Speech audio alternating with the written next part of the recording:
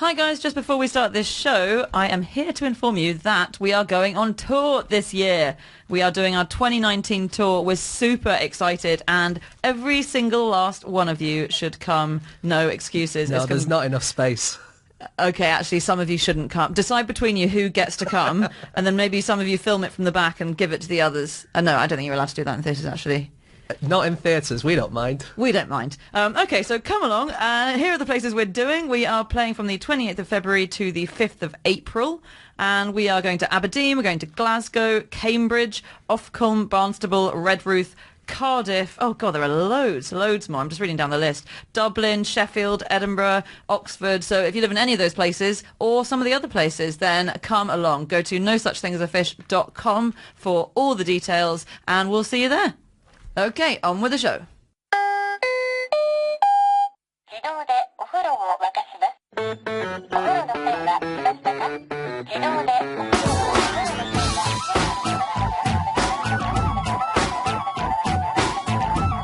Hello and welcome to No Such Thing as a Fish, a weekly podcast coming to you from the QI offices in Covent Garden. My name is Anna Dushinsky, not Dan Schreiber, and I am sitting here with James Harkin, Andrew Hunter-Murray and Anne Miller. Once again, we've gathered around the microphones with our 4 favourite facts from the last 7 days, and in no particular order, here we go.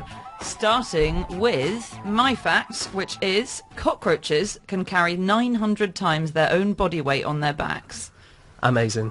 It's impressive, isn't it? So what is 900 times bigger than a cockroach? 900 cockroaches. Oh, that's Yes. good. Wow. Yeah. Cockroach firefighters must be very good indeed. I'll take everyone. Oh, I've just got everything from your house. Don't worry about it. Yeah. Well, what the whole house? Oh no, it's still on fire. I worked out that would mean that I would be able to carry the biggest dinosaur that ever walked the earth, which is Argentinosaurus. Wow. So if I was a cockroach... That would look really impressive. If you were a cockroach, as in as a human, you would be able to. If I was a human-sized cockroach and the laws of physics didn't really apply to me, but just this one particular fact applied to me, then I'd be able to carry that. Oh, and if dinosaurs still existed. There are a lot of big ifs in there, but it's still impressive. So yeah, I read this in an article which was published by the Science, the journal Science. The article was actually written by someone called Elizabeth Panisi. This is a report on cockroaches and how they're basically impossible to squash. And it looked into why. So they're extremely flexible and extremely hard and really good at lifting stuff. And so they worked that out, obviously, by how you'd think they did, by putting heavier and heavier stuff on cockroaches' backs and seeing at what point they crushed. But we haven't said there are 4,500 species of cockroach. No, we haven't. So is this only one species of I see. cockroach that the can do strong the one. super strong stuff? This was an American cockroach. Oh, yeah. Famously They've been strong. to the gym, yeah. Yeah, exactly. Jock. I read, Jockroach. I read a thing about how we had this image of cockroaches as sort of, being very hardy and surviving everything, but it really varies. There are 64 rays can kill 93% of German cockroaches, which is 10 times more than humans can take, but like way, way, way less than a fruit fly can take. So a fruit fly can survive more radiation than... Oh, radiation. Yeah. Really? Okay. Yeah, so because it implies some cockroaches are really hardy and some aren't, but we sort of think of cockroaches as this one uniform thing, and actually they're very different individuals. Yeah, I think that's good. That's good speaking up for cockroaches. Yeah. They're not just Horrible one big things. mass. They're each very special in their own way. Do you know what happens to elderly cockroaches? I read about this experiment and it's amazing. It's great. Well, they get doddery. So the scientists looked at elderly cockroaches and Right. they found that their joints seize up and they have trouble walking up hills. Oh, yeah. And they spend less time moving around. They move more slowly when they do move around. They develop slightly racist views. about the other kinds of cockroaches. But so basically they did this experiment. They tried to make them walk up slopes and things. They only found one method which could rejuvenate an elderly cockroach and make it, this was testing whether a particular species could run off after being nudged. Right. And the best way to ensure that elderly cockroaches can run off after being nudged is to decapitate them. Oh. Right. But it's a bit of an extreme... Yeah, that I'd is rather be really- doddery. Yeah. So in this experiment that I got this fact from, they were mainly actually looking at how cockroaches can squeeze through such tiny spaces. So the American cockroach, for instance, which is about 9 millimeters tall, can squeeze through a slit that's 3 millimeters high. And so they looked at exactly how they do that. And it's really cool. They'll come across this little hole, and first of all, they inspect it with their antenna. So, you know, to feel around, feel how small it is. Then they jam their head through, and then they squeeze their front legs through after it. So they're really pushing their body down, squeezing their front legs through, and then they sort of drag the rest of the body behind them. And their back legs are really splayed out. So when you look at it, they're completely flat. Their back legs are splayed out, but sort of still pushing them. And it takes them 1 second to do that. Wow. And they're much better than any animal at squeezing, except an octopus, I think, which can squeeze itself quite small as well. But see, faster. that's terrifying, because what they're also really good at is biting. So they can bite with 5 times more relative strength than humans can, which is terrifying. And cockroaches will eat everything, including other cockroaches and humans. And the thing about some sailors... Cockroaches don't eat humans. They do. No, they don't. But not all of you, because they're only small, but if they were big enough. So sailors on ships apparently some sailors wear gloves, because cockroaches will sneak up in the night and eat their fingernails. Really? Yeah. That's quite good. No. Isn't Yeah? it? Don't need to take nails, is No, this? day 1 it's your fingernails, day 3 it's your eyes. So here's something I have in common with cockroaches. They don't like mornings, in as much as they're literally unable to form any new memories at the start of the day. So if you teach them something at the start of the day, they'll just forget it. And if you teach them in the afternoon, then they'll remember it. Is there a reason, do they think, behind that, or...? They just go out really late. Yeah, we just like to stay up late. You and your cockroach friends. I'm glad you can speak on behalf of the cockroaches now, James. This is good But news for them. they don't like the light, do they? So I wonder if it's something to do with that. Maybe. Yeah. Because their name, Blattodea, in Latin means insect that shuns the light. Does it? And also the creepy ones might eat your fingernails, but I'm sure when I started at QI, it was a brilliant fact that was so we don't really like the idea of cockroaches, but they don't like the idea of us. So some of them, if they touch a human, will run away and clean themselves.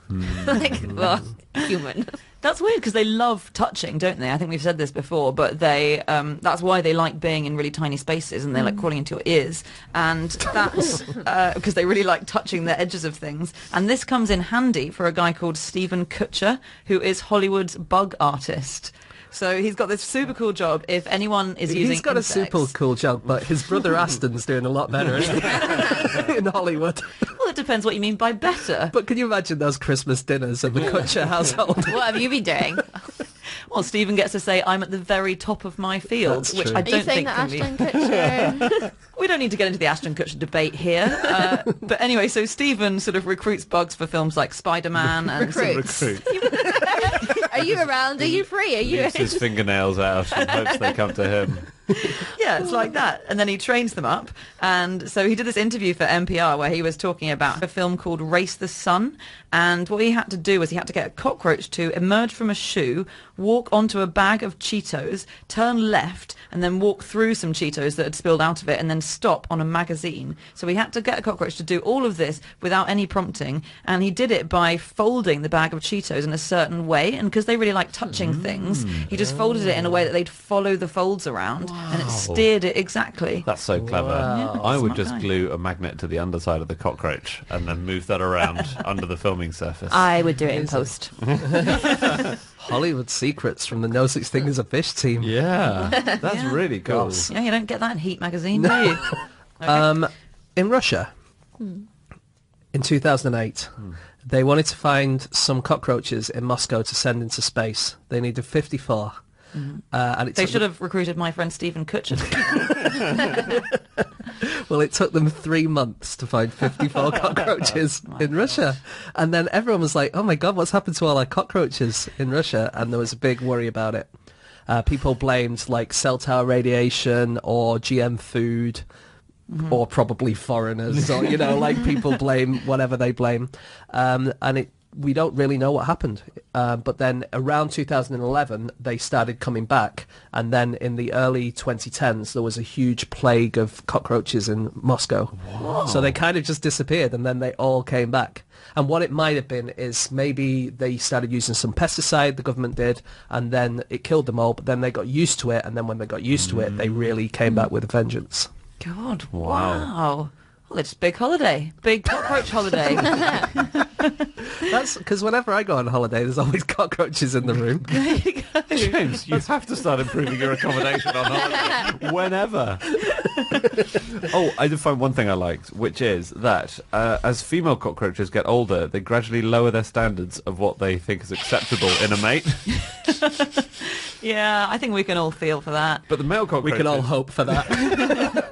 Males are completely unable to assess females' age or assess Wow. their reproductive fitness. They're just willing to mate at all times. But females start out with quite high standards, and then as time goes by, they broaden their standards. Lower and lower, really. Yeah, Yeah, I mean, fair enough. they're all cockroaches you're dating, though. So They don't move on to more attractive animals like lions. That would be amazing, wouldn't it? If all animals were dating all other animals. Well, they are very sexual, aren't they? The only thing they like more than food, I think, is sex, cockroaches. Wow. And they will actually, I think it's the males are very sexual. The females actually aren't as into sex. And so if a male is starving to death and it's got a bit of food in front of him, but then you spray some female pheromone 16 feet away, it will run to the female pheromone and die of starvation. Because it Really? wants sex more than food. Yeah. Wow. Do you guys know that cockroach milk is the most nutritious substance on Earth, or one of the most nutritious substances on Maybe Earth? he's running to the woman cockroach to get some milk rather than for sex. You're right, he must have read the same article that I did. Yeah, so I didn't know this. They've milked the Pacific beetle cockroach, and they found that it has 4 times more calories than cow's milk. And yeah, it's full of protein and fats and sugars, and this cockroach is the only cockroach that gives birth to live young, and then it sort of pumps out this special milk for its babies. And it's really cool. It looks really glittery because it's got protein crystals in it. Wow. great. Well, I'll look for a tiny, tiny bottle of Yeah. milk in the supermarket next time I'm in. It's not milk per se, is it? It's something slightly different to milk, I think. Yeah, I don't know why, but Secretions. yeah, it doesn't. Lovely. What I mean is, when you're in the supermarket, you won't be able to call it cockroach milk. Like you can't. These days, they're stopping people from calling things almond milk, aren't they? Ah, If it doesn't 'cause contain lactose or something. you're saying the dairy industry might get annoyed if I start selling my I cockroach think milk. they will. I think you might have to call it cockroach secretion, like Anne suggests. And I don't want to buy that. But I'm only one person, so. No, I do think we need to work on the branding.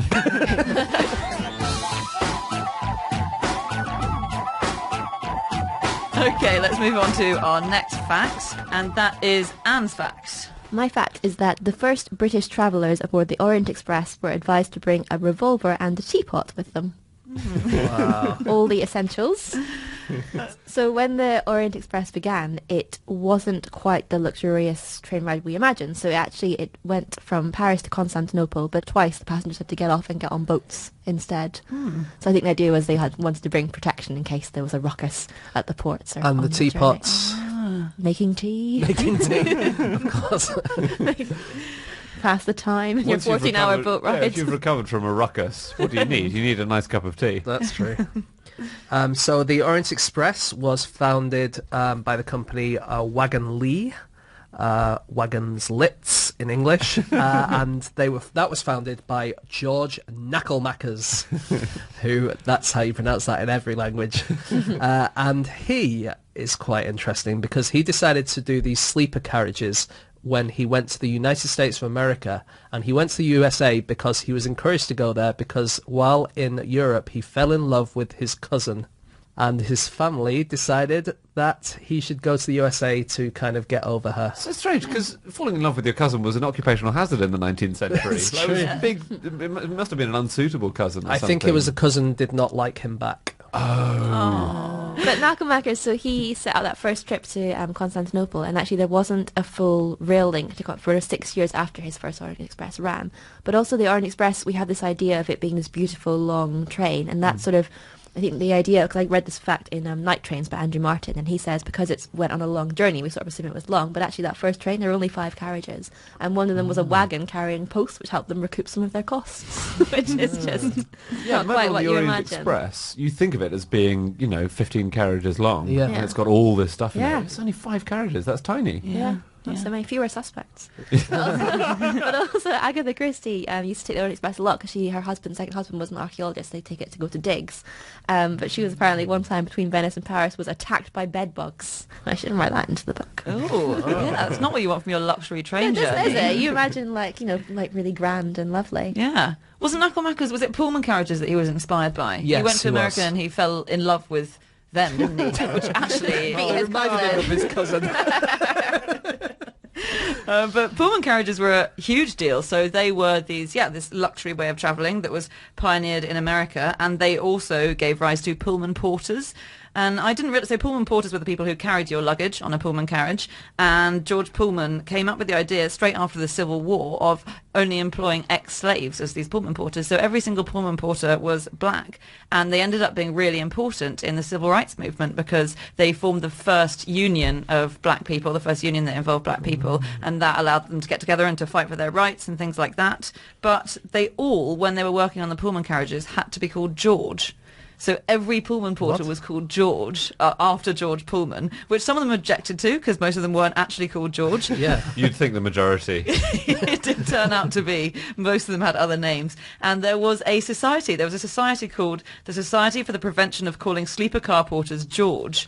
And this was actually a genuinely really important society, but it wasn't the porters. It's less, I mean, cruelty to animals and cruelty to children are surely higher up the list of prevention ofs. No, this is Okay. prevention of calling people George. This society was actually formed by other people who were called George in America. So it had 31,000 members, and they were saying, George is our name. Stop just randomly giving this name to train porters. I mean, I don't think they should have been calling these porters George, but you can't stop other people from having your name. Well, these Georges, they didn't want it. You can think that your name's a bit too common. You don't want to make it more and more common. Yeah. There is a phrase in fiction, or things like saying "leave it to George," which I thought was a sort of 40s phrase, or calling everyone George was a thing that I think it comes from that. This? Yeah. Wow. But then you couldn't, because eventually this Society for the Prevention of Calling People George actually persuaded the Pullman Company to ban it. So by 1926, there had to be a little rack installed in each carriage that said the name of your porter to ensure that you didn't call him George, because the Georges objected so much. If they were accidentally called George, not accidentally, if they That was happened their to be called actual name. George. They were forced to not be called George. You're all called Herbert now. And the interesting thing about Pullman, he was seen as this great entrepreneur, etc. But there was a depression in 1893, and it meant that he cut the wages of all of his staff, but they were all staying in a town that he built, and he didn't reduce the rent. So it meant that a workman might make $9.07 in a fortnight, but he would take $9 of it as rent, leaving them a paycheck of just 7 cents for everything else. It's not worth cashing, is it? It really isn't. No, It's really bad. So God. they strike because of this, and then the soldiers came in, and I think quite a few people died. And then Pullman's reputation just went from hero to absolutely nothing. Which Zero. is not the saying. Yeah, you're right. It's zero. Is the phrase, yeah. But yeah, he became really, really hated to such an extent that when he was buried, his family covered his coffin in a large block of cement because they were worried people would abuse his corpse because he was hated so much. Must have been very difficult for the poor pallbearers. Yes, you're right. Did you know that in 1936 you could travel from England to France by train? Completely by train. Still can. You still You can't do that. but it's surprising It is then surprising, that you yeah. could do it. It's How not did that surprising happen? There was no now. tunnel. No, there was no tunnel, but there were ferries. So there was this thing called the night ferry, which took trains on board it. So it was only if you were travelling first class. There was there are special trains, and they went, I think, from Paddington actually. And if you were in first class, your train just ran straight onto the ferry. You stayed aboard it, and then it ran straight off the ferry at the other end. But if you were in economy class, you had to get off the carriage. So were there tracks leading up onto Yeah. the ferry, and then at the other end there were tracks leading off? So that meant they'd have to have the same gauge. Yeah, because they have different gauges in Europe, don't they? Or is it the... It's like a universal plug, when you go on holiday and you can... An adapter. The carriage might go on to another gauged. Yeah, because the carriage sometimes lifts up. You've got a flatbed truck Yes. with a different gauge, and then the whole carriage is It's lifted up. slotted on. Yeah, It'd yeah. be a weird journey, wouldn't it? Your carriage being awesome. lifted up and swung over. Waking up at the wrong point and being like, where are we? Yeah. That's so cool. So I've got a fact about modern trains, which is about the Queen, who, as we know, has the royal train. So when she's travelling on the Royal Train and when she's been travelling overnight, there's a special instruction that gets given out, and that is that the Queen has a bath at 7:30 in the morning. So if the train is going then, the driver is ordered to avoid any bumpy bits of track, so that her bath doesn't slosh around too much. Okay. Yeah. That's weird knowing when the Queen has a bath. I think you'd be freaked out as the train driver. Every morning at 7:30 you'd think, oh, she's bathing now. Don't make any mistakes. She's naked 10 yards from me. It's a weird thought. It's a big train. I don't think it's only 10 metres I don't know, she's like in the cab, in the tub. He puts the bath next to the driving seat. More coal. He's watching the view go by. Just one thing I had on suitcases. So this is about luggage and suitcases, and I was wondering what the history of luggage is.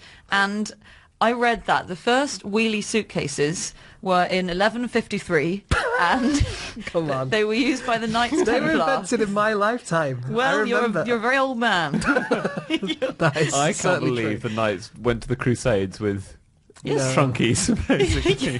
Little trunky. You don't see that, do you? You don't see them running into battle with it, with a little trolley behind them. You would leave it behind, wouldn't you? Back at the hotel. But no, I read this. It was in a Lonely Planet guide and another book, actually, and I can't find any source for it. But apparently, yeah, and they would use these wheelie suitcases to carry their chainmail and their arms and their tools and stuff.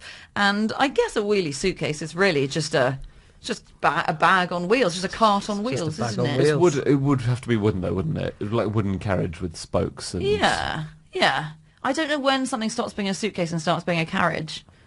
Size. Is it just size, we think? Mostly size. It was a very small carriage for the Knights Templar. Anyway, if anyone has an actual source for the Crusades being people galloping into the Crusades pulling their wheelie suitcases, please It write just in. doesn't sound very true. It sure doesn't.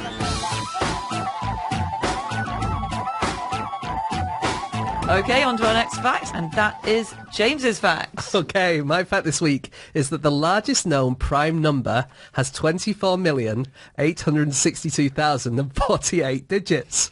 When written in binary, it has 82,589,933 digits, but they are all the number 1. That is unbelievable, and It's great, presumably isn't it? not a coincidence. It's not a coincidence. Okay, so I'll quickly go through this. No, take your time, please. We're all settled then. So prime number is something that has only two multiples, 1 in itself. So 12 is not prime because you can have 3 4s or 2 6s, but 11 is because you can't divide it by anything else apart from itself. That's lulled everyone into a false sense of security, thinking, yeah, I know that. Okay. And now... Binary. Binary is a number that's made of zeros and ones. Rather than writing in ones, tens and hundreds, you write in 1s, 2s, 4s, 8s, 16s, 32s, stuff like that. And so each 0 or 1 represents a 2, a 4, an 8, 16, etc. So the binary number 1111 is 1 plus 2 plus 4 plus 8, which is 15. Anyway, so the large prime numbers that we're all finding at the moment are called Mersenne primes, and they're all in the form of 2 times 2 times 2 times 2 times 2 times 2 times 2, etc., etc., etc., minus 1. And they keep looking for all these different 2 times 2 times 2 things and check if they're prime, and some of them are. And it also happens that if you write any number that's 2 times 2 times 2 times 2 times 2 minus 1, it can be written as a string of ones in binary. It's 1 1 1 1 1 1 1 1 1 1 1. And so this particular number, which is 2 to the power of 82,589,933 minus 1, is a prime number, and it's also written as 1 1 1 1 1 1 1 1 1 in binary. Wow. Yeah, okay. That's almost there, That was wasn't it? well explained. Makes sense. Yeah, impressive. You should be a maths teacher. So I saw this in Scientific American, this fact, which was really good. But here's a slightly more accessible maths fact from that article, and that is that the word 29, if you write it in capital letters, can be written with 29 straight line segments. That's quite nice, isn't it? Sorry, if you So write... the T is a line and a downwards Got line. it, sorry, The yeah. W is 3, 4. 4, 5, 6. And then if you add them all up, let's not do it all, but they count to 29. That's which is really quite cool. nice. That's how you That's convince insane. the kids that you're a cool teacher, isn't it? Stuff like that. And then you make your calculator spell boobless, and then you launch into the prime number stuff. Yeah, Mersenne primes. So Mersenne primes, like you say, are 2 to the power something and then minus 1. Yeah. But we now keep finding these as the largest prime numbers, right? Yes, so I think it's just because that's where people are looking. Got it. Okay. And they're kind of easier to find because we know the kind of format that they take, so we can keep looking for all the different 2 to the power of n minus 1. Yeah. We can look at the next one, the next one, the next one. Eventually we'll find the prime number. Got it. The in gap those. gets bigger, doesn't it? Because once you're up to Mersenne 74 million, the prime number theorem says only 1 in every 50 million numbers is prime. So you're Yes. searching in quite a big gap. So they it's a start big clumping. desert. So Yeah. if you start at 2, 2 is prime and 3 is prime. So at Easy. that stage, everything's prime. Yeah. But then you get to 4 and it all goes wrong. Yeah. But then you get to 5 and they're prime again. And then as you go up, there's fewer and fewer as you keep going. So Marin Mersenne, of Mersenne Prime fame, was a monk. He was in the Minims. He was what was called a Minim monk, and he was also known as the postbox of Europe because he was. He ate letters. He was large and red. He was a really crucial scientific figure in the 1600s, and he was called the postbox of Europe because he was unbelievably well connected. So he was like one of these society ladies who brings people together. So he was like really great mates with Galileo, with Descartes, with Pascal, with Hobbes, and he used to, communicate between them all and pass their letters to each other. And that was, So he was going around. spreading gossip. He was the postman of Europe, not the postbox of Europe. Yeah, you're right. And in that way he sort of spread ideas, and then they were able to make discoveries based on each other's ideas. That's very cool. Very good. You can earn money from discovering new prime numbers, which is nice. So this thing called GIMPS, what is it? The Great Internet Mersenne Prime Search. Yeah. It means that it's a little bit of software you can install on your computer, and your computer will just in the background hunt for prime numbers. But the prices are really variable. So currently, if you find a prime number that is fewer than 100 million digits long, you only get $3,000. That's Okay. still not bad for Hey. doing literally nothing. It's better than a poke in the eye. But the first person to find a prime number which had 1 million digits, so that's 100 times smaller, got $50,000. Oh, that's a big jump, isn't I it? know. And when the record passed 10 million digits in 2008, the prize was $100,000. Yeah, not worth it. Not worth it. I think you should get a prize if your number is particularly pleasing, because I found an article called The Best Prime Numbers of 2016, which I was very excited to read. And among the nominees is 314,159. Why is that special? It's 3.14. Yeah, it's basically yeah, 100,000 pi. times pi. Nice. Isn't that beautiful? Oh, that's that. very I think I'm good. going to propose that as best prime number of all years, not just 2016. That is Oh, a really good one. I've got a rival. Okay. Mine's maybe an evil prime number. Maybe that's Evil. a good one. What's it done? This Is one it is- 6666? It's basically that, yeah, but with some stuff around it, yeah. So this is called Belphegor's prime, and it's a palindrome, and it's also a very pleasing number. So it's 1 followed by 13 zeros, 13, very unlucky number, followed by 666, followed by another 13 zeros, followed by 1. Could you get unluckier? That's a prime number. That's a prime number. That's really strong. It's a cool one, isn't it? That's very good. Yeah. My favourite prime number is... That's a sentence you didn't think you'd say this week. Is this going to be a spin-off podcast? My favourite prime. my favourite is the number 524,287 because that was proved to be prime by a guy called Cataldi in 1588, and then that was the largest known prime number for 200 years. Wow. Really? Yeah, until Euler came along, that spoiled sport Euler. Andy, what's your favourite prime number? 17. Any reason? I like it. I genuinely find it pleasing. And I've liked it for years as well, by the way, guys. I didn't just make one up for this podcast that I liked. Can I say another pi thing, because I really like this? So if you want to memorise pi, you can use a sentence. So this is the first few digits of pi.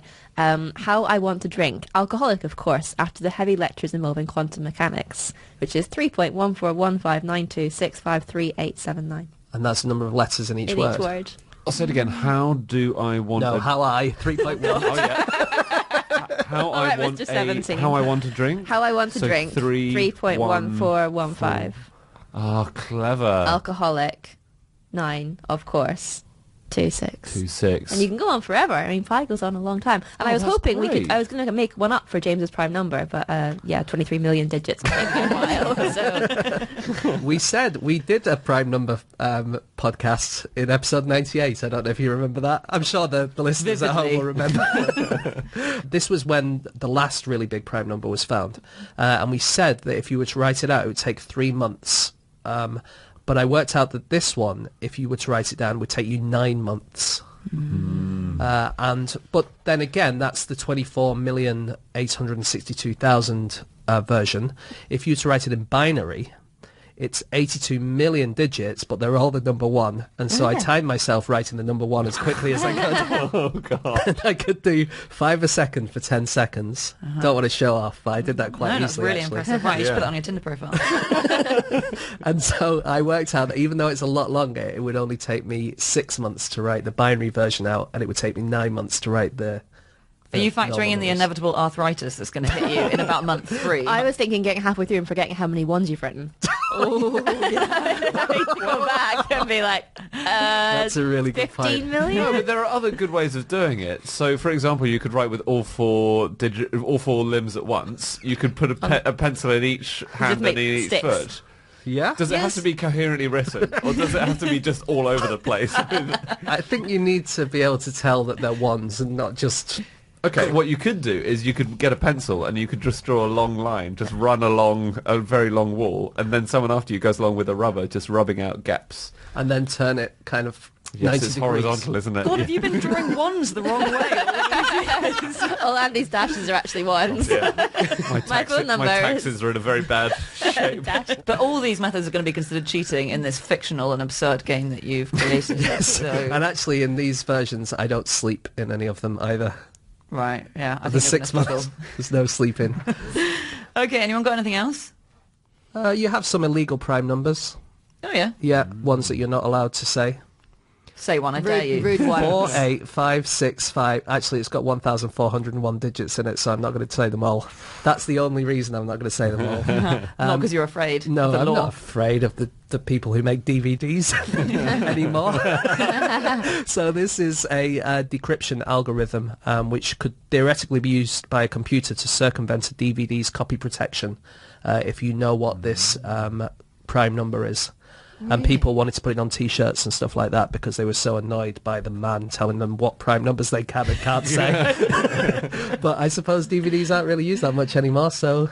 Doesn't matter. They should. really That's one matter. of those archaic laws, you know, that you find on the books thousands of years later. Like anyone who has a black cab's allowed to urinate on the back wheel and carry a bale of hay or something. Exactly. Yeah. Let's strike it from the Magna Carta.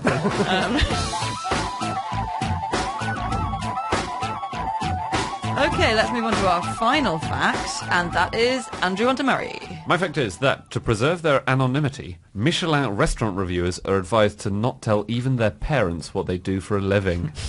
Wow. It's really secretive. Yeah, that's why. So why is it so secretive? Is that so the restaurants can't spot them? Basically, Must yeah. be, right? Yeah, because Michelin pride themselves on their anonymity.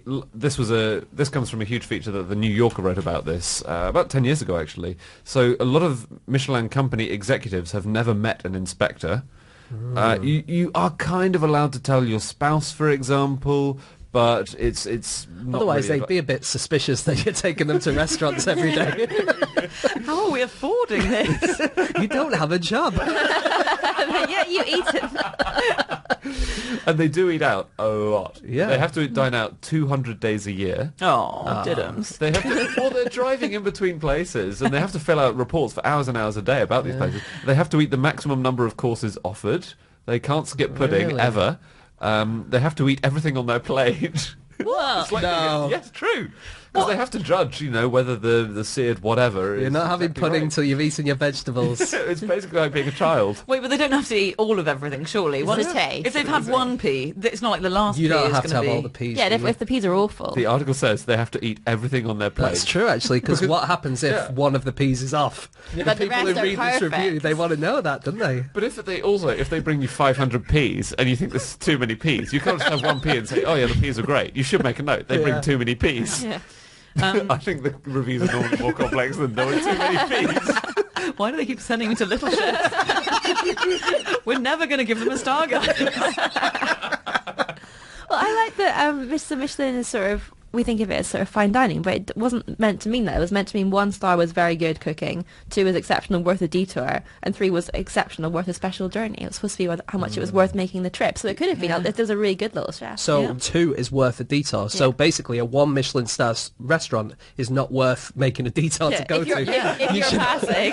If you only go to a 1 Michelin star restaurant if you're walking past the door. Yeah, that you're saying next door. That's really funny. I was reading about restaurant reviews in newspapers, which is a similar kind of thing, isn't it? There's a famous one whose name is Frank Bruni, who I really like because his name is the plural of Frank Bruno. And he says that he always wears a wig and fake mustaches, but the problem was that one of his books, his early books, had his face on the cover, and then the dust jacket got put on the internet. But you think you wouldn't put your face on the cover of your own book, wouldn't No, you? you can't complain about your book cover appearing on the internet. Maybe he didn't know that he was going to be an anonymous restaurant reviewer. when that Maybe was it's a taken, different or- book. Yeah, So maybe. the UK doesn't have many anonymous reviewers. There's Marina O'Loughlin, who writes for the Sunday Times, and she always covers her face with a plate. That would give when her she, away. Not when she dines at the restaurant. Oh, your peas are in your lap, Marina.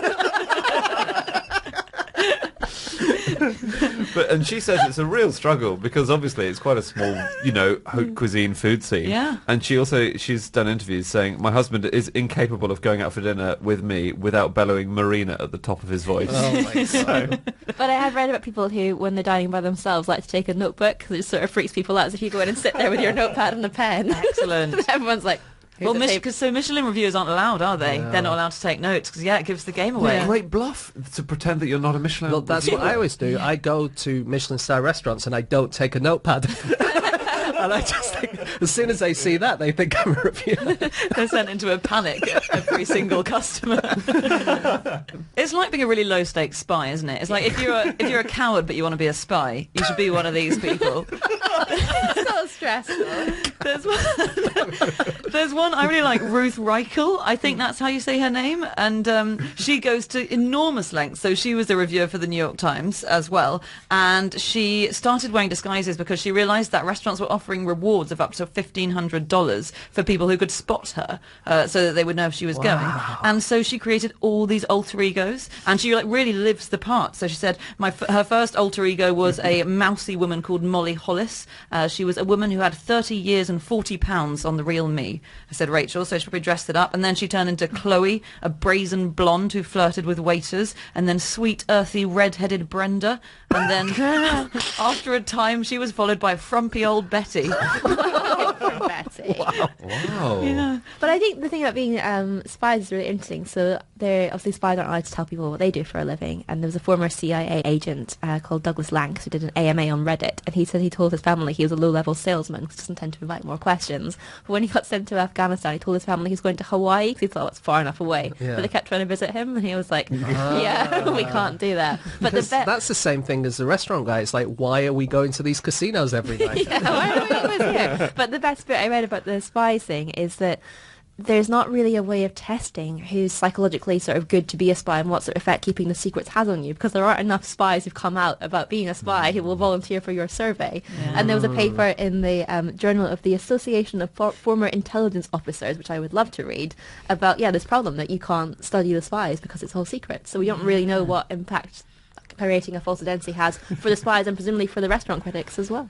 I read what I think is the first restaurant review of all time Ooh, from wow. 1859. in What the hell was that I just experienced?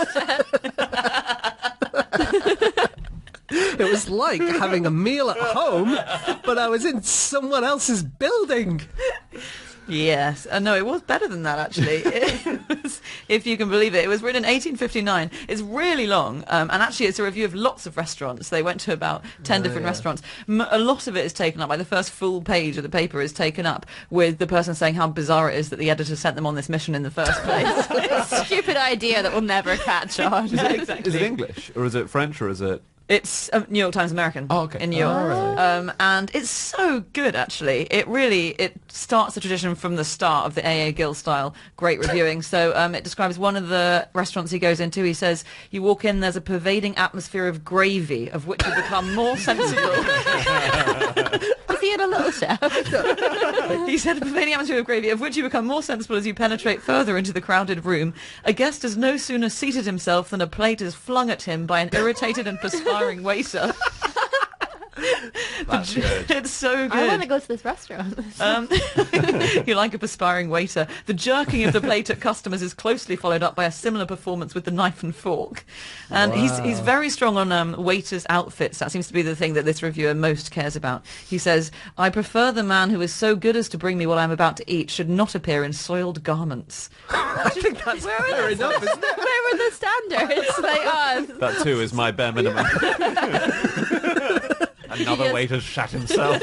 But the food was delicious. You can't judge by the shitting himself level of the waiter. It would put you off a bit. One of the first professional restaurant critics was Grimaud de la Reynière, who was French. And Surprises. he became a gourmand because something that happened in an early age. His parents were away, and his father returned from wherever they were to find a pig dressed up and presiding at his dinner table. What? And the story made the rounds in Paris, became quite famous, and so the family disinherited him and sent him to an abbey close to Nancy, where he became friends with the abbot, and the abbot taught him the art of good eating, and then eventually he became a restaurant critic. And did he learn that the art of good eating does not involve dressing up a pig and eating it at dinner table? But your guy who cared about the waiters' outfits would love this. There was a pig in the most immaculate of dress. Yeah. He did not shit himself. I read about him, and he was really cool, de la Reynière, and he created this jury. So the first restaurant critic there were 17 of him, because it was him and 16 buddies. Prime number. Right, my fave. And they met every week to taste food, but obviously you couldn't have 17 people going to the same restaurant as a critic, because it would definitely be pretty obvious. But they met... Also, it's so hard to book a table for that many people. Yeah, it's true. But they met every week at the same place, and the restaurants sent their food to them. No. Yeah. That's such That's a good amazing. idea. It's weird, isn't it? So, yeah. Although I would have thought the food quality might degrade in transit. Basically Deliveroo, Right. isn't it? It is, it basically is, Turns yeah. up in boxes. And he also gave his own funeral to see who would come. Really? Once. Did he? And Before then he was dead. Before he was dead, Yes. yeah. And then he rose from the dead halfway through. Oh. Brilliant. He sounds Dramatic amazing. guy. Yeah. Really fun. I looked a bit more into the history of Michelin. So when they started doing the guides, there were only 3,000 cars in France, so it's a bit more of a wasn't something everybody had. And so I didn't realise that the Michelin man, the guy made out of tyres, was really posh when he first came out to appeal to these upper classes. So he had a monocle, a cigar, cufflinks, and a signet ring.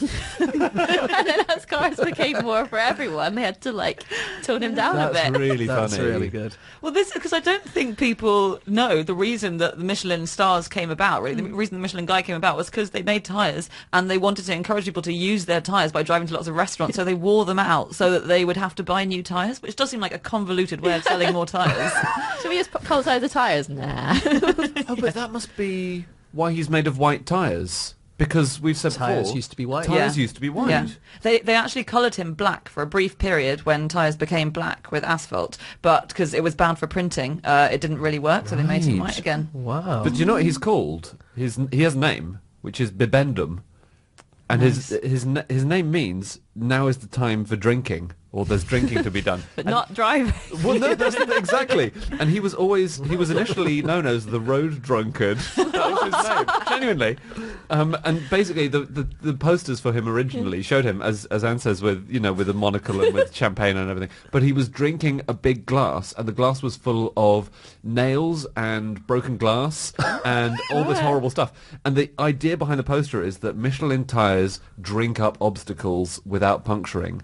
So he can Right. soak up all this broken glass and all these nails, and he won't deflate. He'll be fine. That's not an easy message to get from that image, No, is it? I think Weird. It's a weird image. Also, it's strange for something that is associated with high quality food and drink to sort of be recommending a glass filled with crap. And that does show that they didn't really adapt the original logo, because it was originally designed for a beer company, wasn't it? And I think it was rejected. The guy who Oh, is drew it? the Michelin man Bibendum, that's why he was called that and why he was drinking. But what was he? Why was he made of tyres? Yes.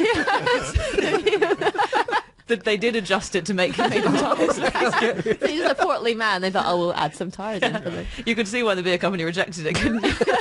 Any reason why he is made of tyres? Just thought it would work. But Distinctive. He used to do live gigs, the Michelin Man. So this What? was in 1898. He had his first ever live gig, which is André Michelin, one of the brothers behind the company. He hired a stall at a Paris cycle show. He set up a big cardboard cutout of the Michelin Man, and then he hired a cabaret comedian to crouch behind it and provide banter with the audience. That's brilliant. And he was apparently so good and drew such a massive crowd that rival stall holders started pushing and shoving and getting angry because he was taking all their custom, and they had to call the police. Wow. Yeah. He was a comedian. Yeah. A big, hard-drinking comedian. Nails swilling, cufflink wearing. You two had a lot in common. I think we would get along. Okay, that's all of our facts for this week. Thanks so much for listening. If you would like to get in touch with any of us, you can find these guys on their Twitter feed. So Anne is on... At Miller_Anne. Andy's on... And Andrew Hunter M. James is on... That's James Harkin. And you can email me on podcast@qi.com, or you can listen to any of our old episodes or get tickets for our tour if you go to nosuchthingasafish.com. That is all from us this week. We'll be back again next week with another episode. Goodbye. Goodbye. Goodbye. Can't say goodbye. Really nailed it that time.